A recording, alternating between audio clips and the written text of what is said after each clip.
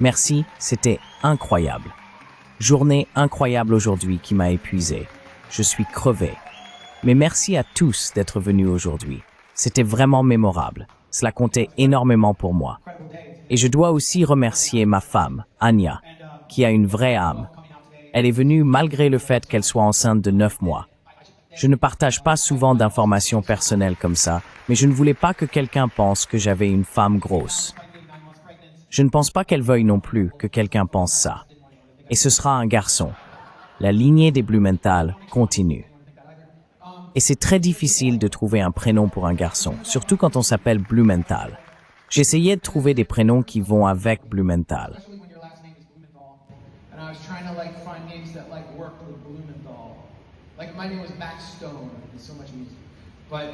Avant, je m'appelais Max Stone. C'était tellement plus simple. Mais je me suis dit, pourquoi pas un nom qui rime avec Blumenthal? Genre, quel nom rime avec Blumenthal?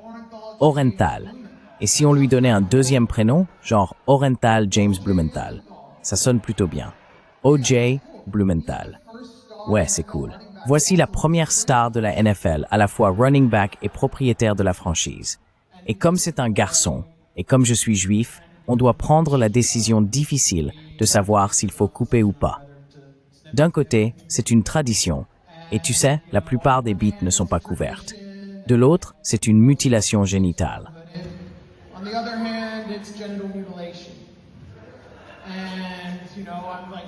Et vous savez, je me disais, on va juste faire la procédure normale à l'hôpital. Juste la procédure standard. On ne va pas faire la Metzitza Peh. Vous savez tous ce qu'est la Metzitza Peh, n'est-ce pas? La plupart d'entre vous ne le savent pas. C'est pratiqué par un très petit nombre de juifs ultra-orthodoxes dans des sectes extrêmes. Et après la circoncision, le rabbin aspire le sang oralement. Et rien que pour vous expliquer ce que c'est, je pourrais être poursuivi en Allemagne pour crime de haine. Mais on ne va pas faire ça. Mais je ne sais pas à quoi ça sert vraiment. Je me rends compte que la raison pour laquelle on fait la circoncision, c'est pour empêcher le gooning. C'est vraiment la raison. Vous savez tous ce qu'est le gooning, n'est-ce pas?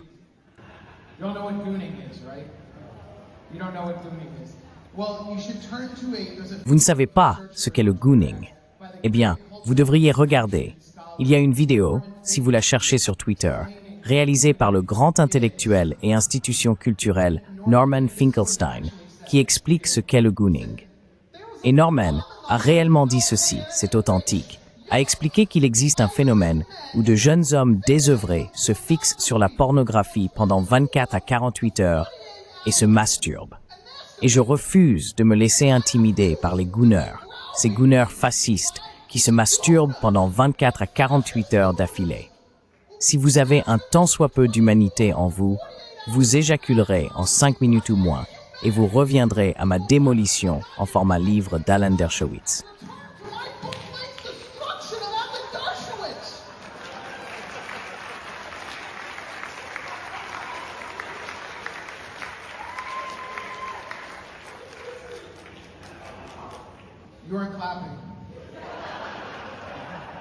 Vous n'applaudissez pas. Seriez-vous un gooner? On a un gooner. C'est un gooner. On a un gooner ici. Il y a une répression en cours contre le gooning, et dans plusieurs États des États-Unis, y compris la Virginie, l'accès à Pornhub est bloqué, ce qui me va très bien, car ce qui m'excite, ce sont les images de missiles balistiques iraniens frappant Tel Aviv. Ma famille et moi sommes allés en Iran en mai, un mois avant la guerre. Nous y étions tout juste. Nous avons emmené notre fille. C'était le plus beau voyage de notre vie, le meilleur pays, les meilleures personnes à bien des égards, une société bien plus normale. À mon retour, bien sûr, j'étais prêt à être interrogé par les douaniers et la police aux frontières.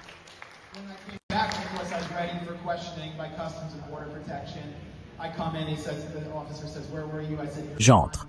L'officier me demande « Où étiez-vous » Je réponds « En Iran ». Il me demande « Qu'est-ce que vous faisiez là-bas » Je dis « J'explorais des options abordables pour un changement de sexe ». Pour ceux qui ne le savent pas, l'Iran offre les meilleurs soins d'affirmation de genre au monde. En gros, il n'est pas permis d'être simplement un homme gay qui participe à une marche des fiertés. Mais si vous choisissez de changer de genre, L'État paiera en fait pour cela. Et aux États-Unis, c'est l'inverse. C'est exactement le contraire. Donald Trump a publié un décret déclarant qu'il n'existe que deux genres, les femmes et les autres associés d'Epstein. Women and fellow Epstein associates.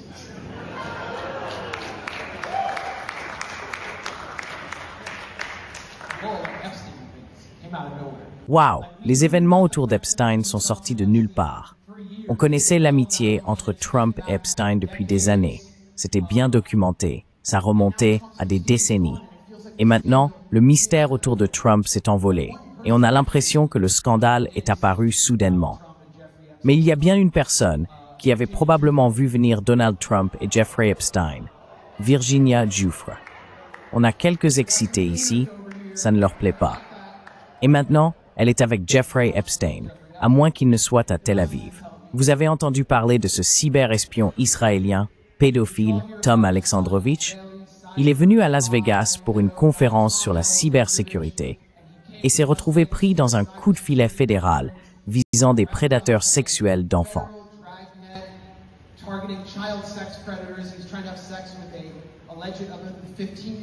Il essayait d'avoir des relations sexuelles avec une présumée mineure de 15 ans, puis il a fui le pays. L'administration Trump l'a tout simplement fait sortir de là. Il s'occupe des livreurs vénézuéliens à Washington, mais ils font sortir les espions pédophiles israéliens. Et vous savez, ce qui m'a vraiment choqué dans tout ce scandale, c'est qu'un responsable israélien a réussi à trouver un enfant non juif qu'il ne voulait pas tuer. Michael Tracy détesterait toute cette histoire. Selon lui, une personne de 15 ans n'est pas un enfant. En effet, quand il y a de l'herbe sur le terrain, il est temps de jouer. J'adore Michael. J'aimerais qu'il soit là. C'est un ami à moi. Quoi qu'il en soit, Jeffrey Epstein refait surface.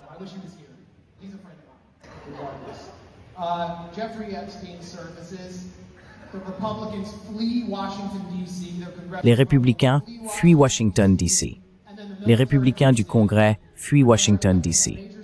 Et ensuite, l'armée intervient. Encore un grand coup de théâtre. Trump est en train de transformer complètement D.C. Il retire les financements du Smithsonian parce que tout est axé sur la diversité, l'équité et l'inclusion.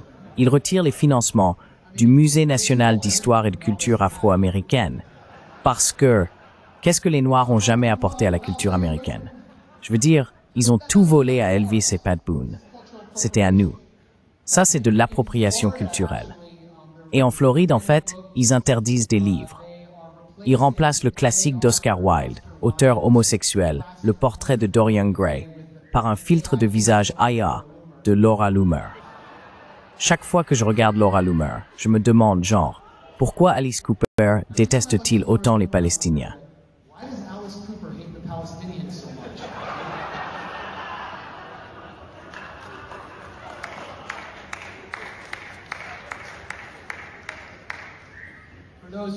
Pour ceux qui viennent d'entrer par hasard et n'ont aucune idée de qui je suis, ni pourquoi tout le monde rit en ce moment, je suis un juif antisioniste.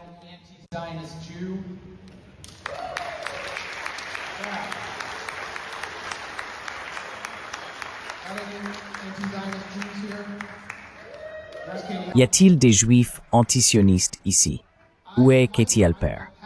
Mon chemin vers l'antisionisme est passé par le voyage Birthright Israël, qui est un voyage gratuit offert à tout juif américain entre 18 et 24 ans, peut-être 25. J'y ai participé et mon voyage était particulièrement interactif. Tout le monde a pu diriger un bombardement de drones sur un camp de réfugiés et les amateurs de plein air ont pu brûler une oliveraie, donc c'était aussi diversifié. Pendant des années, être un juif antisioniste, c'était comme être une personne homosexuelle dans les années 80. Personne ne voulait s'asseoir à côté de vous parce qu'ils pensaient que vous alliez leur transmettre le sida ou quelque chose comme ça. Nous étions des parias complets. Puis le 7 octobre est arrivé, la réponse génocidaire d'Israël. Et cela a été comme des antirétroviraux pour notre mouvement. Soudainement, tout le monde commence à comprendre ce que nous disons depuis des décennies. Et oui,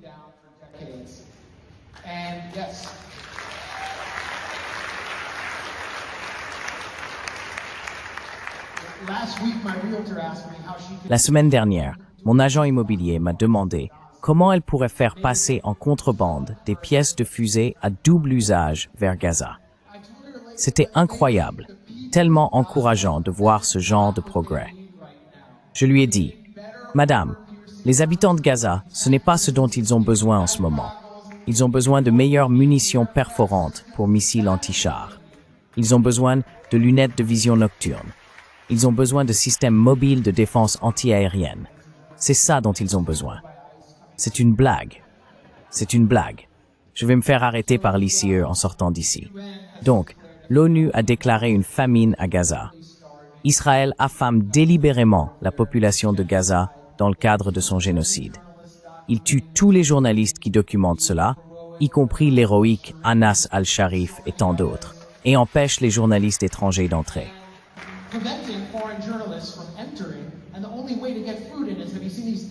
Et le seul moyen de faire entrer de la nourriture, c'est... Avez-vous vu ces largages d'aide où ils envoient de la nourriture avec des parachutes et ça atterrit sur les maisons des gens, les tuant souvent?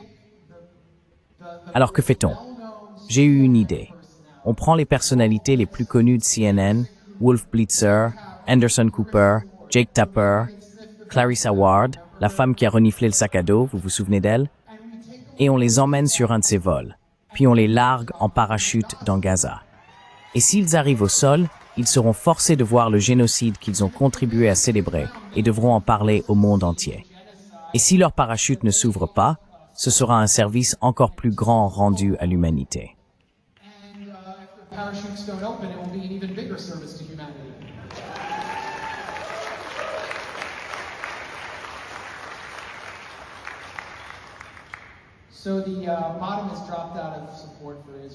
Donc, le soutien à Israël s'est complètement effondré. Il n'y a tout simplement plus de soutien au sein du Parti démocrate. L'humour antisioniste existe désormais.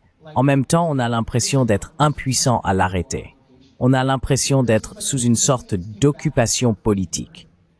On dirait vraiment que si des extraterrestres venaient sur Terre et voulaient savoir qui détient le pouvoir, ils verraient que les dirigeants du pays le plus puissant de la planète doivent parcourir des milliers de kilomètres pour aller dans un autre pays, se tenir avec de petits chapeaux sur la tête devant un vieux mur, les yeux fermés pendant plusieurs minutes, afin d'être autorisés à exercer le pouvoir. Et pour ceux à qui ça aurait échappé, c'est le pays qui a gagné toutes les élections présidentielles américaines depuis 1950. Israël. Merde à Israël. Merde à Israël. Arrêtez d'utiliser mon nom. Vous êtes prêts pour Jimmy Dore?